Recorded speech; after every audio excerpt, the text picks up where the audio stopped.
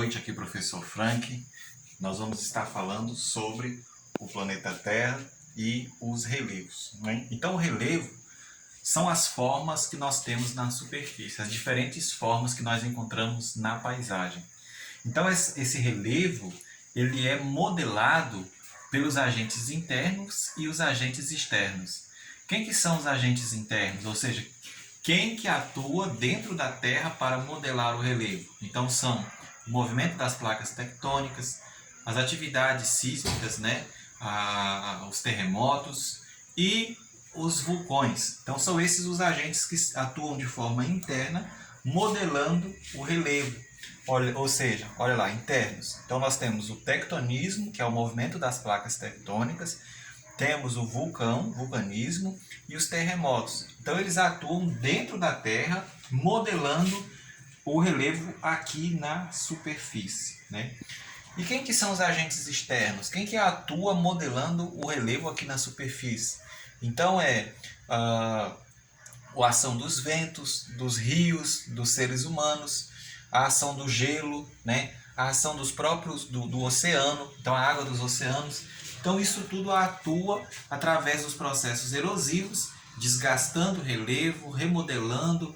Então o vento pode promover a retirada de sedimentos de um lugar, depositar em outro. A água das chuvas pode tirar o sedimento de um lugar e depositar em outro. Temos também o derretimento das geleiras, temos também a água dos rios. Então são agentes que modelam o relevo na superfície, né? Então a ocupação das superfícies, muitas das vezes, depende de que o homem esteja integrado. Veja essa fotografia aqui. Então ela mostra uma casa que foi ocupada em uma área de encosto, uma área íngreme, e durante o período chuvoso ocorreu o desabamento desta área, né? Então aqui nós verificamos que a ocupação humana pode promover uma série de problemas ambientais. Então, o que são as formas de relevo? São as formas da superfície da Terra, que são caracterizadas a partir da análise dos aspectos visíveis, da sua origem e da sua composição. Então, essa origem pode ser sedimentar, ou seja, os agentes externos podem retirar um sedimento e depositar em outro. O que é o sedimento? É aquele material que é tirado pela erosão. Então, nós podemos ter materiais que são tirados pela erosão e depositados em um outro ambiente, ou temos os agentes que podem se formar dentro da Terra. Então nós temos 4 tipos de relevo na superfície. São elas as montanhas, as planícies, as depressões e os planaltos. Então vamos começar com a primeira, que são as montanhas. Então as montanhas, né? Olha lá, as cadeias de montanhas, também chamadas de cordilheiras, são as maiores elevações da superfície terrestre. Apresentam encostas íngremes e têm sua origem em dobras recentes da crosta, né? Por isso recebe denominação de dobramentos modernos. Então os dobramentos modernos, na verdade, é o encontro de duas placas tectônicas. Então quando duas placas se chocam, uma vai entrar por baixo da outra e vai formar uma grande cadeia de montanha. Então no mundo nós temos exemplo de montanhas que se formaram a partir do choque de placas. Nós temos a Cordilheira dos Andes na América do Sul, os Alpes suíços na Europa e a cadeia de montanha do Himalaia na Ásia, lá na China, né? Então agora nós vamos entender como que se formam as planícies, né? Olha aí, veja essa fotografia, uma área plana, né, que não apresenta elevações, é uma área que pode ser alagada com facilidade, né? Então, por exemplo, dependendo da elevação da força do mar, essa área pode sofrer o alagamento. Então essa é uma característica da planície, né? Então, olha lá, são relativamente planas, onde predomina o processo de sedimentação. Então a água desse mar pode trazer sedimentos e depositar sobre esse ambiente, né? Então as planícies são áreas planas, com altitude abaixo de 200 metros de altitude, né? E que são marcadas principalmente por uma outra característica, que é a presença de alagamentos. Então no Brasil nós temos algumas planícies de grande importância, como a planície do Rio Amazonas, o Pantanal Mato Grossense. E qual que é a característica do Pantanal, que é uma planície? Durante o período chuvoso é comum o Pantanal ficar todo alagado. Então não se esqueça, a planície é uma área plana, rebaixada, que é suscetível ao processo de alagamentos, né? Agora aqui nós temos as depressões. Veja essa fotografia, veja que tem serras aqui no entorno, né?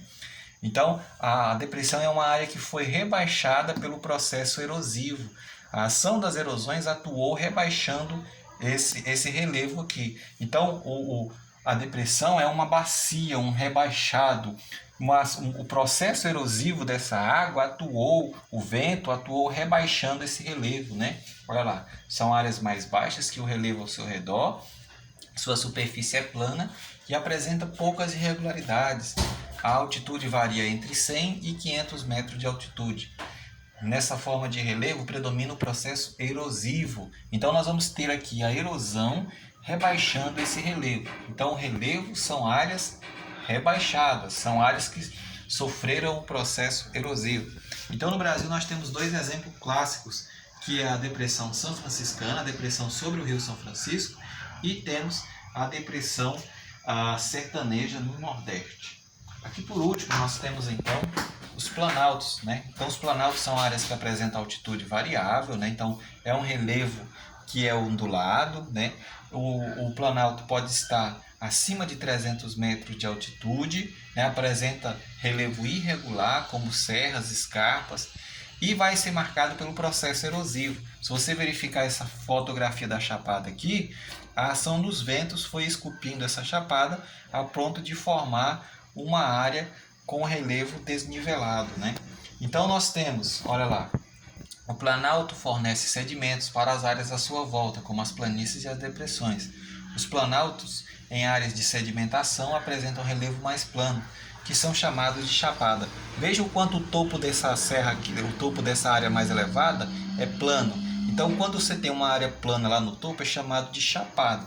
Agora quando o seu relevo ele é irregular, nós simplesmente chamamos ele de planaltos. Então os planaltos são formados por rochas sedimentares, por rochas metamórficas, né? E por último nós temos as serras, né? Então as serras são geralmente os relevos alongados, com topos irregulares, e muitas das vezes são isoladas na paisagem. Sua origem pode estar relacionada às antigas cadeias montanhosas que foram desgastadas pelas erosões, né? Então assim nós trabalhamos na nossa aula as três principais formas de relevo existentes no Brasil. O planalto, que são áreas suavemente onduladas, com altitude acima de 300 metros. Trabalhamos as planícies, que são áreas planas, com altitude inferior a 200 metros, que é um ambiente de deposição de sedimentos. E trabalhamos também as depressões, que são relevos rebaixados, que sofreram o processo erosivo ao longo do processo de sua formação.